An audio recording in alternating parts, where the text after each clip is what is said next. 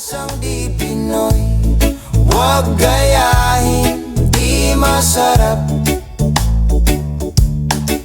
Mga dayandang ng isang lungsod na pilit hinuhuli ng aking kusina.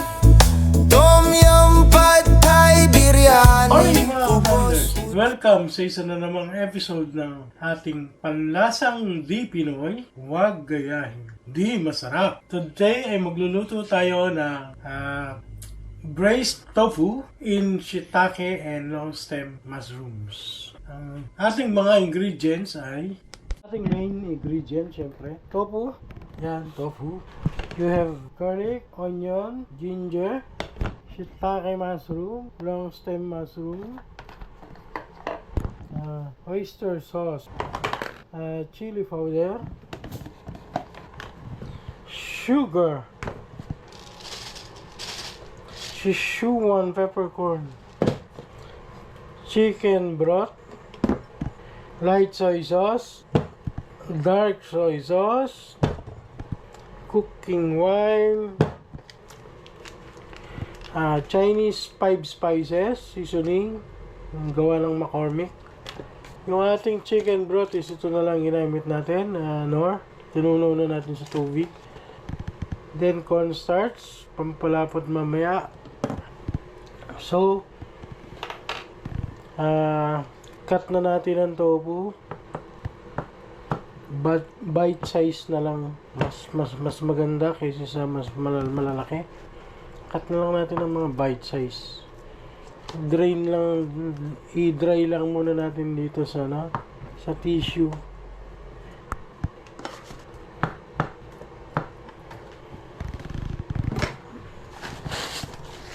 Tayuin lang natin ng konti kasi para hindi matilamsik pag pinrito. Yung iba nilalagyan pa ito ng asin eh. Ini-sprinkle pa siya ng salt. Pardo. Pero hindi na natin nalagyan. Masyado ng alat. Tayuin lang natin. Then, let's heat the pan.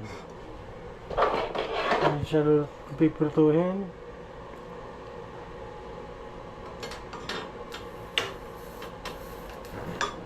Let's heat the pan.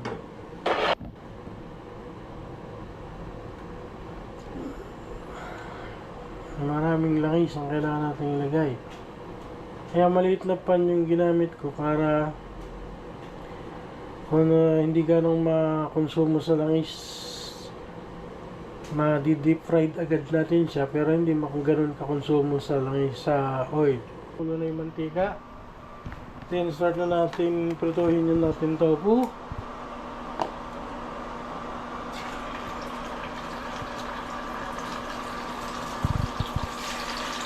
Yung mga non-stick pan na to is nagiging non-stick lang pag mainit ang mantika eh. Pag malamig ang mantika na, dikit din. Kaya kailangan kumukulo ang mantika. Pag piprito nito. Lagay lang ng lagay. Mapuno yung kawali. I-drain na lang natin. Okay? Fried natin yung tofu until maging golden brown. Yan, golden brown na, pwede nang hawain. Since luto na yung ating tofu, mag-start na tayo na mag-gisa. Lulutuin na natin siya. Kalat ang oil.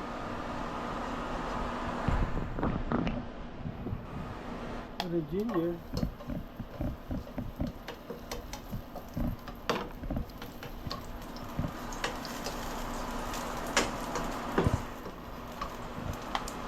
Garlic, onion,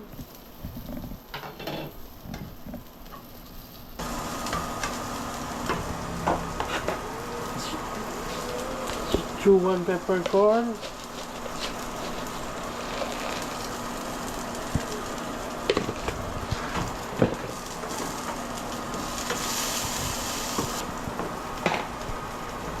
light soy sauce, 1 tablespoon,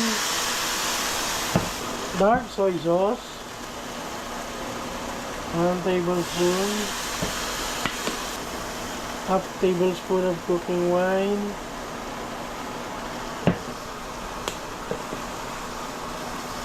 mix it, then let's add the broth, chicken broth.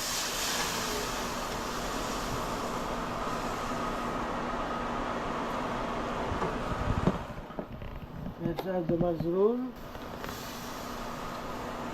Hindi na natin ini-stir fry yung mushroom. Pakuluan na lang natin. Iba kasi ini-stir fry ko, pero ako pinapakuluan ko na lang ito.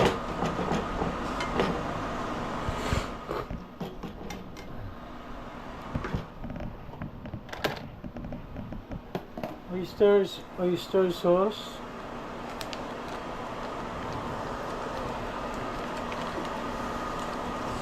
Kunti lang.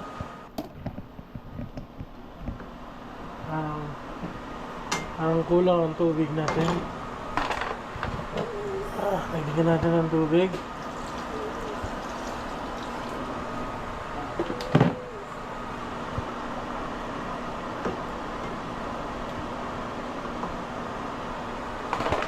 Let's add chili powder. Chili powder. Isa lang para hindi masyadong maanghang. Yung iba, inuuna yung sugar para mag-caramelize, pero dumidikit kasi sa sa panghalo natin eh. So ganyan din naman eh, mimix na lang natin dito. Let's add 2 tablespoon of sugar.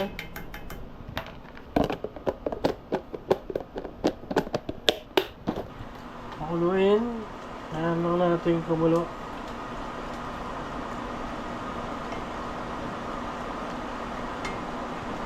And syempre, braised eh. So, kailangan natin lagyan ng Chinese 5 spice seasoning kasi dito may star anise na. Star anise, cardamom. Actually may Sichuan peppercorn din to eh, pero mas maganda din yung may bobo. Okay, halo na natin to.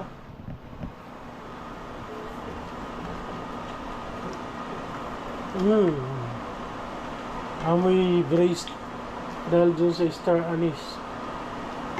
Okay, ulin lang natin.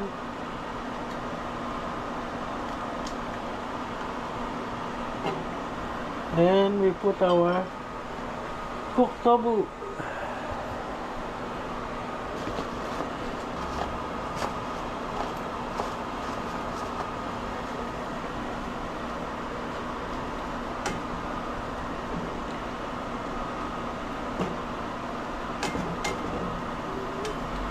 Yun lang hanggang sa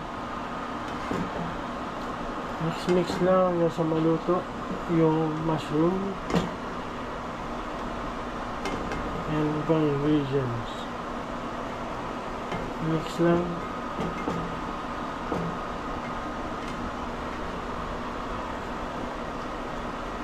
Ayan. Pag nakulo na at luto na yung ating mga mushrooms, ihalo na natin itong cornstarch, pampalapot, right? So, ihalo na natin ang cornstarch, pampalapot.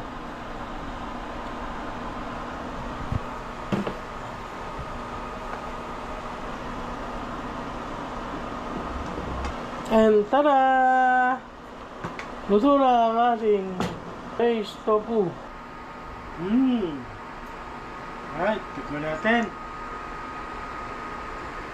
Panlasang di Pinoy, wag gayahin, hindi masarap. Panlasang di Pinoy, wag gayahin, di masarap.